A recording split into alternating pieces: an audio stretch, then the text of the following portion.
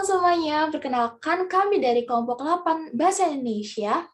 Pada hari ini akan membahas tentang materi tanda baca yaitu tanda tanya.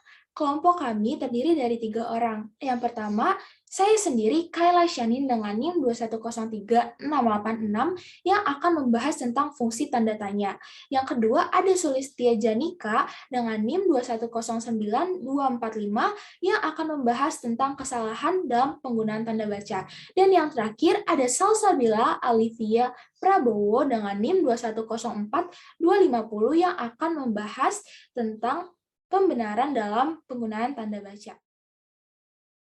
Baik, pada kesempatan kali ini, izinkan saya Kayla Shanin untuk memulai pematerian tentang tanda baca tanda tanya. Tanda tanya adalah suatu tanda baca yang digunakan untuk menandakan akhir dari sebuah kalimat pertanyaan. Nah, karena tanda tanya adalah salah satu bagian dari tanda baca, itu artinya tanda tanya juga memiliki beberapa fungsi tertentu. Nah, seperti yang sudah kita ketahui dari pengertian tanda tanya itu sendiri, itu jugalah yang mencakup tentang fungsi tanda tanya, yaitu dalam kaidahnya tanda tanya digunakan untuk mengakhiri suatu kalimat tanya. Nah, dalam kalimat tanya pasti mempunyai kata tanya, yaitu yang mencakup 5W1H, yaitu siapa, apa, mengapa, di mana, kapan, dan bagaimana. Lalu ada juga fungsi dari tanda tanya itu sendiri, yaitu tentang menandai suatu bagian dari kalimat yang masih diragukan.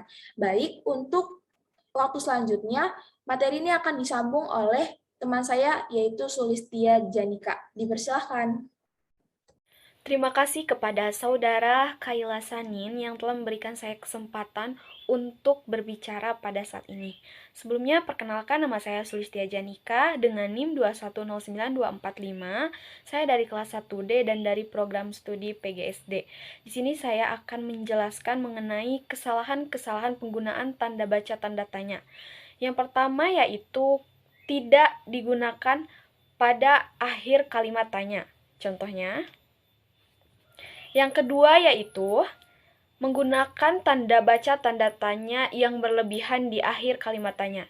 Contohnya, yang ketiga adalah menggunakan tanda tanya tetapi tidak memakai tanda baca kurung pada kalimat yang masih disangsikan kebenarannya. Contohnya, nah, mungkin itu beberapa kesalahan-kesalahan yang saya temukan dalam penggunaan tanda baca tanda tanya. Untuk materi selanjutnya akan disampaikan oleh saudara Salsabila.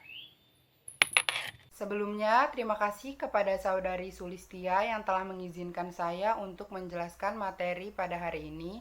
Perkenalkan, nama saya Salsabila Alivia Prabowo dengan NIM 2104250 dari kelas 1D.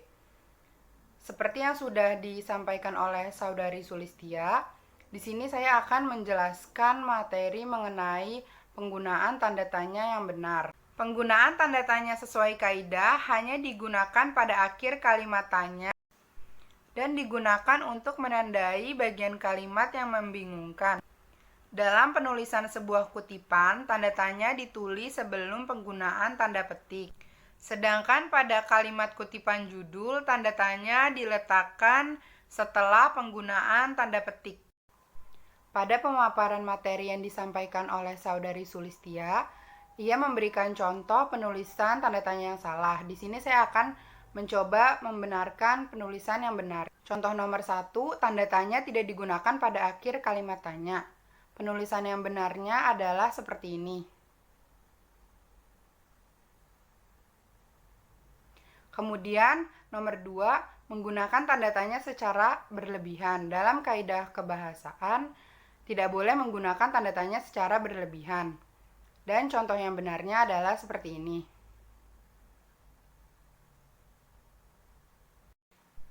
Dan yang terakhir adalah penggunaan tanda tanya namun tidak memakai kurung pada kalimat yang masih disangsikan kebenarannya. Pada kaidah yang berlaku, pada kalimat yang masih disangsikan kebenarannya, penggunaan tanda tanya menggunakan kurung. Dan penulisan yang benarnya adalah seperti ini. Sekian penjelasan kelompok 8 mengenai penggunaan tanda tanya. Kurang lebihnya mohon maaf. Terima kasih.